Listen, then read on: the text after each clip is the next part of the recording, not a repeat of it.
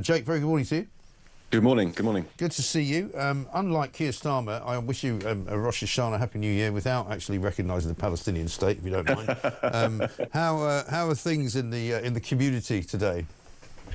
Well, I think Keir Starmer has done what few people have managed to do, which is unite Jews in animosity towards him. I think he's managed to annoy so many people across the Jewish political spectrum. You know, the old joke is 2 Jews, 3 opinions, but everyone has one opinion now, which is that he should just take his recognition and get rid of it, shall we say. I mean, it's just the most appalling insult to Jewish communities across Britain and indeed across the world, let alone in Israel. I think that part of the problem is that Keir Starmer comes from such a comfortable, sort of abstracted position. He's lost touch with what it means to have to fight for your life. This is something that we used to understand in the Second World War and in the years following. But since then, we've become so bloated and, you know, sort of mollycoddled with our huge welfare state and massive taxes and everything.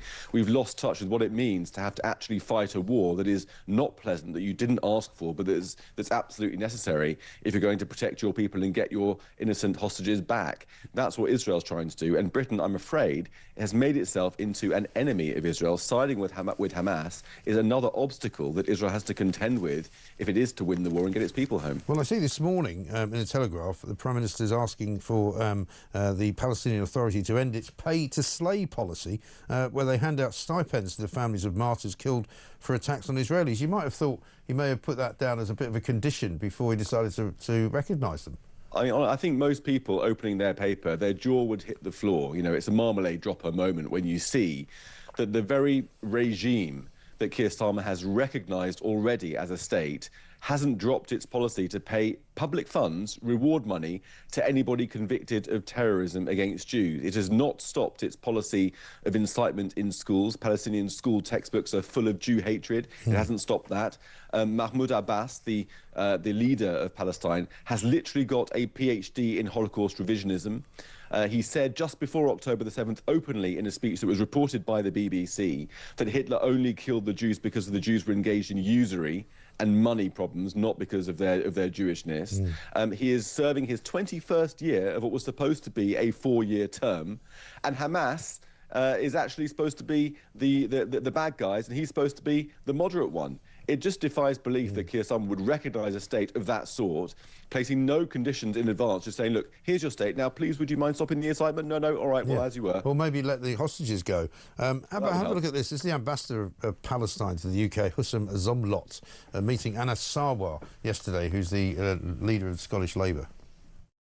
We do need the genocide to end. We do need the ethnic cleansing in the West Bank to end, and we need to bring the war criminals to account, and we need to move forward so we take the tangible, real step on this foundational step of recognition to actually enforce the full force of the law on all these illegalities, be it settlements, be it settlers and terrorists, be it officials and army officers, and we make sure that actually we move to establish the state of Palestine on the land of Palestine with Jerusalem its capital. And inshallah we will be meeting you, and this is an opportunity and us to say thank you.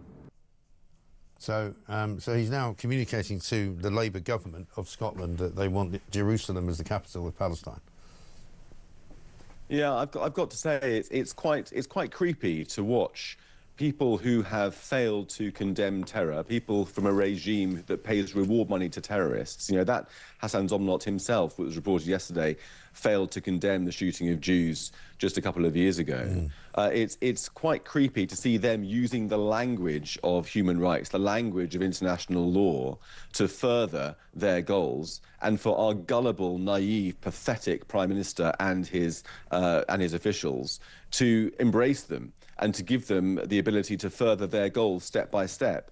It's quite sinister, it's quite creepy. I think we've reached the point where our own naivety and gullibility is costing lives overseas, and sadly it's only a matter of time before it begins to cost lives here at home as well. And the vast majority of people in this country, of course, don't want it to be the case. You know, Keir Starmer didn't ask anybody, he didn't have any debates in Parliament, he didn't, you know, have any kind of, conversations even in the public sphere, whether it be on television programmes or radio shows. You know, there was no conversation at all. Yeah, I mean, it's just an example of another example of where the elites, the supposedly most educated, most sophisticated, most kind of urbane leaders, the grown-ups in the room, aren't able to see what everybody else can see with common sense, with their own eyes, which is you've got one side, Israel, which is, of course, it's flawed, but it's a democracy that respects human rights, respects the rule of law, respects minorities, and is doing its best to defend its people in wartime. You've got another side, which at the worst is openly jihadi, and at best is corrupt, brutal, and indulgent of terror. It's obvious to everybody which side we should be on, and yet our sophisticated, educated leaders can't see it, and instead support the jihadis over the democracy. It's absolutely deplorable. Yeah, incredible.